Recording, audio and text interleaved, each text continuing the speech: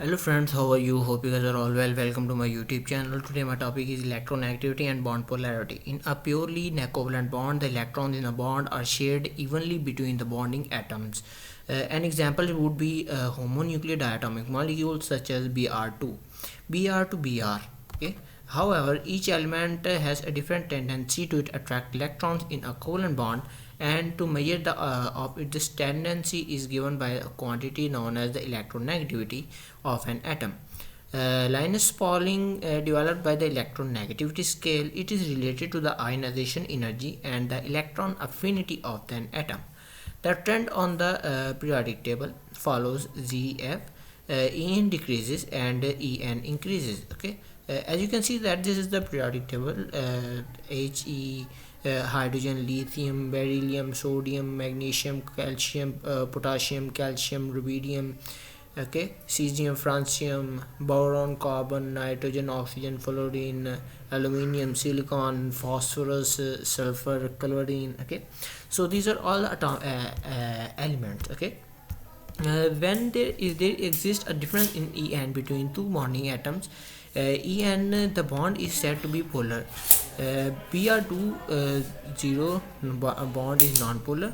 Okay, so ACl and 0.9 polar covalent and NAF ionic. Okay, so MX Y ratio X and X ratio X.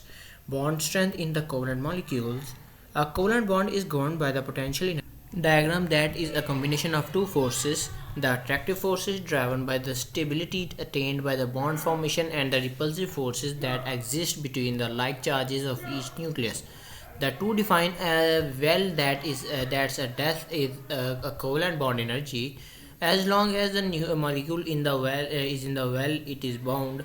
When the molecule in the bottom of the well, the internuclear distance is the covalent bond length. Separation of the nuclei results in bond breaking. Okay. After that, the bond strength and the bond properties. Covalent bond strength increases with the increasing En. Example: HCl bond is stronger than the HBr bond. Covalent bond strength increases with the increasing bond order. Example: O double bond O bond is stronger than the O single bond O bond.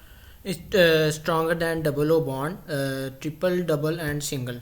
Both bond length decreases with increasing bond order. Okay, then you can see that the sum average bond lengths, bond length PM, bond and bond length PM. This is bond and bond length PM.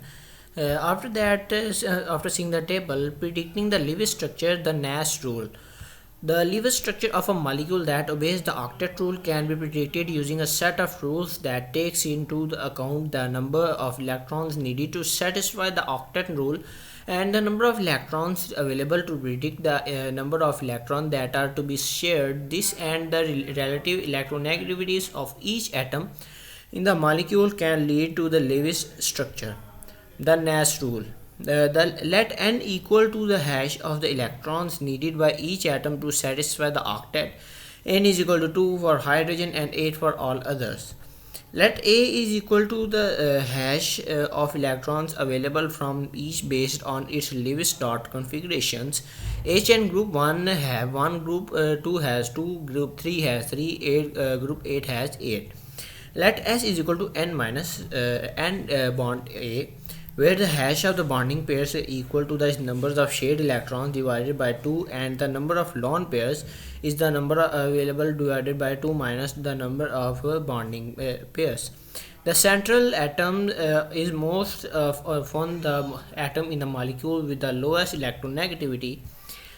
N is 8 for O, okay, 6 for O, and N bond A. S is equal to 12 needed, bond 8 available is equal to 4. Okay, so I think this is enough for today's topic. So time to go. Goodbye, meet you in the next video.